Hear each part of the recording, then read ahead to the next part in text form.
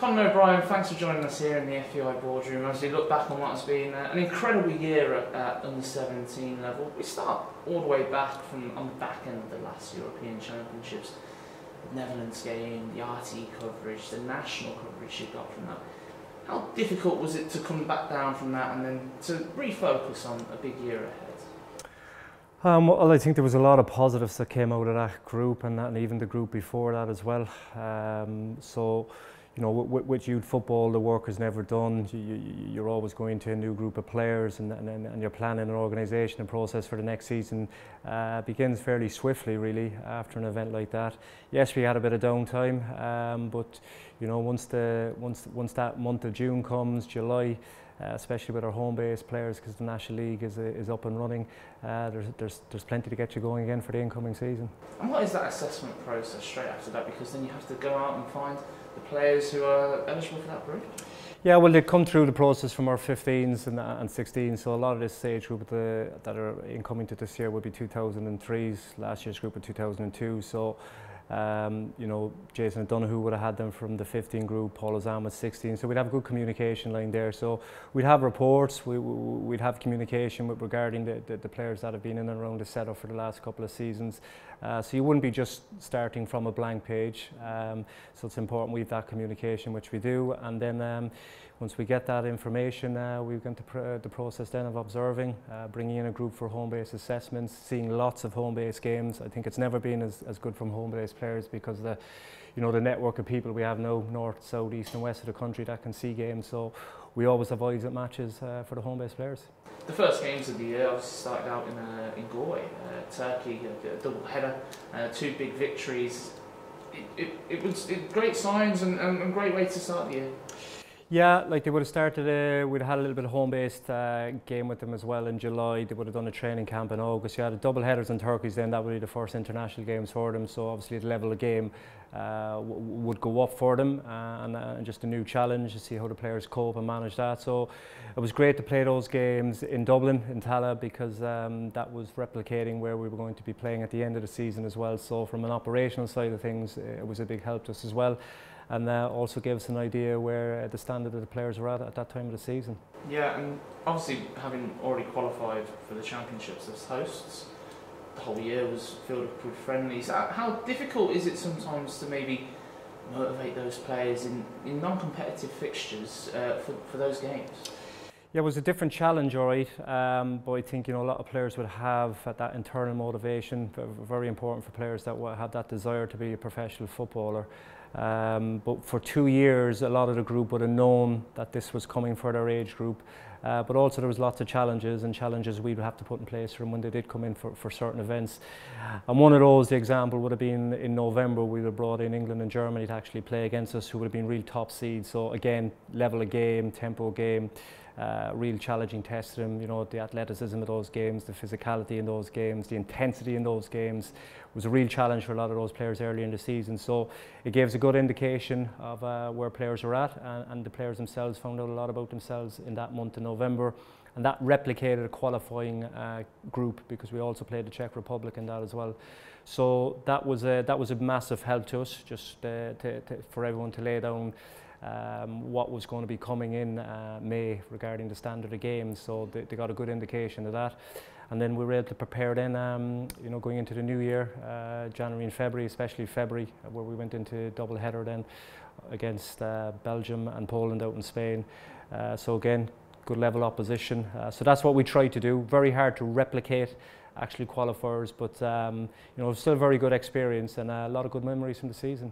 And I suppose the players as well, you know, as part of their motivation, yeah, you're constantly assessing players coming in and out of the squad, and every player must be going into that with the mindset that this is a home-based European Championships. At the end of this is the carrot, and this is what you need to be here and challenge towards.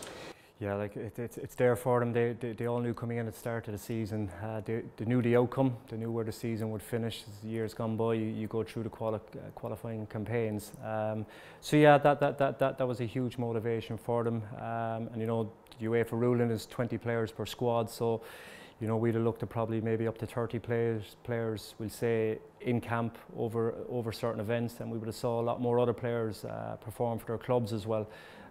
So yeah, there was decisions to be made, which comes with every age group, and those 20 players, you know, hopefully got a good experience. There were some players that mightn't made the squad right now, mightn't have been just ready, but would still be in the picture for 18s and possibly 19s in the coming season. And you see that in the stages of development with players, even the recent 19s now as well, where some players have progressed on from 17s and some players might have not, and that's the way the development goes at this age.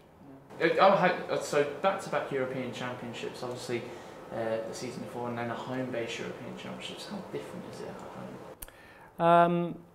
Well, I think I think again there's a lot of positives. You could say there's that pressure from maybe being the host nation, because when you haven't gone through qualifiers, you're not sure how players will actually you know, cope with maybe that level of game or that level of competition, because they haven't played in a qualifying campaign prior to it. So some can just really jump up to it and say, put their hand up, and it's no problem to them. Others might take them a little bit of time to get going. But what we did notice, especially within the first game or even in the lead up to, we were a real positive week of training. You know, we felt the dynamic in the team was very good, and within the squad, the backroom team and everything. So we were pretty confident going into the first game that we were well prepared, and that's all you can ask from everybody. It's a really difficult group as well, of course. Czech Republic, the first match, and the first noticeable thing obviously about the finals was the way the crowd turned out. You know, were you even surprised with that? Well, our first game was against Greece, so we yeah, like, you know, that whole thing, yeah, you know, the support, playing in front of a home crowd. We tried to prepare the players for that, to, you know, embrace that really, that they were coming to see. You know, the majority of the crowd were coming to see Irish players play for Ireland at home. Once in a lifetime opportunity possibly. Will we have this competition at this age group again? Who knows? So they really had to seize that and grab that opportunity, which I think they did. And they really fed off the crowd. It was just, as I said, that unknown. You didn't know how that would go, but we really knew with the first game that, yeah, there was that connection, and they certainly helped us in the other two games as well. You know, in the RSC down in Waterford, a really good turnout against the Czechs, and then back to Belgium for a game. We were trying to win to get out of the group, but I thought we gave a good account to ourselves again. And the players were unbeaten in the group, and you know, there was a lot of positives to come out of it. Well, how do you assess it looking back on it now? Because you've had a bit of time to reflect now, and you know, when you're in it, and there's a few controversies and a few referee decisions and all that sort of stuff. Now, when you step back from it, how do you look at the European Championships? How it went, unbeaten, of course, but. Yeah, well, you kind of move on pretty quickly as staff, personally, because you're moving on to a new group and the work is never done. That group moves on, a new group comes in. But you know, you look back at it with a lot of pride, because there was a lot of preparation went into the players, not just at our age group, but with the 16s with Paul and 15s, and we saw some good habits in the players when they did arrive to us, which is important. And then we added to that. That's our role then, because they're coming into a level where the games are going to be a bit more competitive. They're going to be a bit more meaningful for them, everything around the whole competition. And they got a good education on that regarding international football and tournament football, and a bit of everything. They were in every game. They had the harsh lesson in the first game of conceding a very late goal with the last kick of the game. Second game, they had to come from behind very late to equalise, so it showed good resilience in the team. Played really good football in the first game. Second game, a bit scrappy, but we were still able to adapt and manage, which was good. And the third game, Belgium, you know, really strong team with an incredible wide player. But we still try to impose ourselves at times in the game. Yeah, you know you're going to have to defend at times, and that's part and parcel of what you have to do as well. And I think the players did that well. And I think they were a credit in that game as well. And it was great. The nation saw the games live on TV. And you know, they saw some really good performances, some good style, and that's what we've been doing for a long time with the players. So it wasn't a huge surprise to me or my staff. But you know, you meet a lot of people now that might have saw this age group player for the first time, and we're very complimentary of not just how they play, but how the boys conduct themselves in, you know, pre-match interviews, post-match interviews, and it'd be something we'd be big on as well, about, you know, how players, you know, their conduct and their appearance. And we're seeing that throughout the age groups, of course. Tom Lowndes in the 19s group went to Armenia and got to the semi-finals there of the competition. 4 players from your group as well immediately progressed upwards, which is an incredible achievement for those players. Yeah, well, look, it just looked as incredible achievement for Tom and the staff and all the players. Like, it really was in the circumstances they're in, and you know, some boys then they knew they were going to get an opportunity, and again it just shows you that line we have, that communication between the international staff. You know, Tom would have been keeping an eye on those players in May, and an opportunity came for them to come into the squad. They got that opportunity, and some of them got some good minutes on the pitch, and really grabbed it as well, and that's what it's about. You know, it's been an amazing summer for a handful of players, and hopefully now they can continue that and build on that. And then looking ahead to next season, you've already started building towards next season, I'm sure, looking at the under-8, the under-16 squads and everything, and already starting to look at what you're going to pick for that first qualifying phase. The process starts all over again. Yeah, like I said, it's really very much once you know, the beginning of July comes, the home base games restart again. You start getting your information of players. Yeah, you would have seen, you know, you kept an eye on some of the players last season, seen some of their games. You know, discussed a lot of the reports with Paul and his staff. So we started yesterday with a home base group that were in yesterday for games, seeing lots of matches around the country, staff seeing lots of matches. So lots of reports coming in on players at the moment. So yeah, we're prepping to November now. We're back into the qualifying campaign, and that's always the big one, because that defines your season competitively. Or you know, if that doesn't go too well, you'll end up playing. Yes, you'll have games, but you won't have the competition games. So a change for the players of this age group now, that they have that challenge of trying to get out of that first group. So we're paired against Andorra, Montenegro and Israel in November. So a lot of prep going into that at the moment, and lots of matches now this month and August. And we'll set up a double header in September. We'll go into training camp in October, and we'll be ready to go for the qualifiers in November. One player I did want to ask you about as well is Garcia McNulty, just signed for Hoffenheim, of course.